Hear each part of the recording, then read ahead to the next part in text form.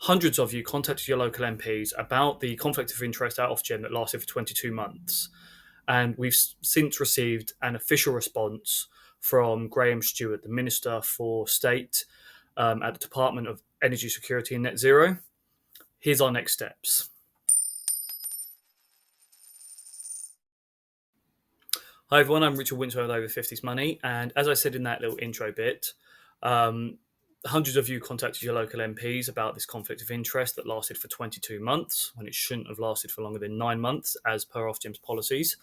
And most of you have received responses from your local MPs, which were written directly by Graham Stuart, the Minister of State for the Department of Energy Security and Net Zero. It's a long job title. In which he addresses our concerns, but moreover, he directs us to Ofgem CEO Jonathan Brearley, as he's the one that will need to deal with this issue. Now, I do want to talk about one other thing that was said in that letter, which is that SSE doesn't have a retail side. So this is what Graham Stuart pointed out in the final paragraph of his letter, and therefore any decisions Neil Lawrence made towards the price cap wouldn't have benefited SSE directly, so it wouldn't have increased their share prices. The reason I want to address this point is because he's absolutely right, and I want to apologise for what I've said previously about those decisions, 20 plus decisions that increased our price cap would have benefited Neil Lawrence and his family by increased share prices in SSE. So the confusion comes in that there is an SSE retail company which used to be owned by SSE, the publicly limited company, the place where Neil's shares would be held. But the publicly limited company sold their retail division to OVO a few years ago. So SSE PLC only deals with wholesale production now, and they don't have a retail side. So I'm no longer looking for Ofgem to review all 20 plus decisions that increased our price cap. I am still calling for Ofgem to ensure or confirm to us that any decisions Neil made during his time as a retail director, and whilst he had that conflict of interest, he didn't benefit from personally. So I'm taking Graham Stuart's advice. I've contacted Jonathan Brearley, the CEO of Ofgem, and I've put in a few various questions, which you can see in the description, in the link in the description below.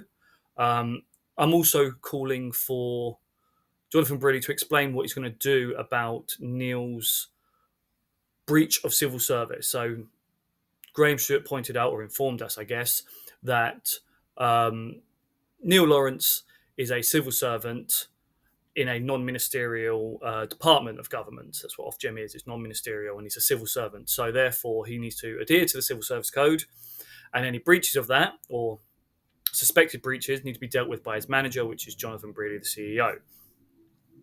The Civil Service Code calls for integrity and honesty, and it's my opinion that, as I've said before, Neil Lawrence is a very smart man. I don't see that he believed it was okay to have a conflict of interest, to be a shareholder in an energy company that he regulates for 22 months is okay. I don't believe he thinks that's okay. I can't see a reasonable person thinking that sort of conflict of interest is okay, even though he was mistakenly told by Ofgem that it is okay. It's his duty to be more honest than that, to have enough integrity to go, no, I don't think that is okay. We need to get rid of these shares. And when it was pointed out 13 months later that he shouldn't have held those shares, Ofgem still gave him 9 full months to get rid of them, which is the maximum they're allowed to give him. I don't think Ofgem should have given him 9 months. They should have had a shorter timeline, because he'd already had them for 13 months, which was longer than the 9 months that he's allowed under their policy. And I think Neil should have gone, oh, that is a conflict of interest. Sorry, I'll get rid of them as quickly as possible. Instead, he held them for the full 9 months whilst the energy market was bouncing back, and those share values did increase by 35% across that time period, those 22 months. SSE's share value went up by about 35%, and he reaped the benefit of that by holding on to them for that 22 months. So I'm asking Jonathan Brearley to give answers to these questions. To see exactly what I've asked of him and an exact copy of the letter, and you can even download the letter if you want, there's a link in the description below. I've got a couple of images of the letter that I've sent, and there's a link at the bottom of that article in red writing where you can download the letter if you want to see it. Usually I call for, obviously with like the contacting our local MPs, I call for everybody to send the email and get in contact and be active. I think for this one, it's probably okay if it's just me and I keep you guys up to date. But obviously, if you want to contact Jonathan Brearley, either with your own thoughts, with my letter, with anything you want, go ahead. His email address is in the letter that I sent, so it's easy enough to contact him.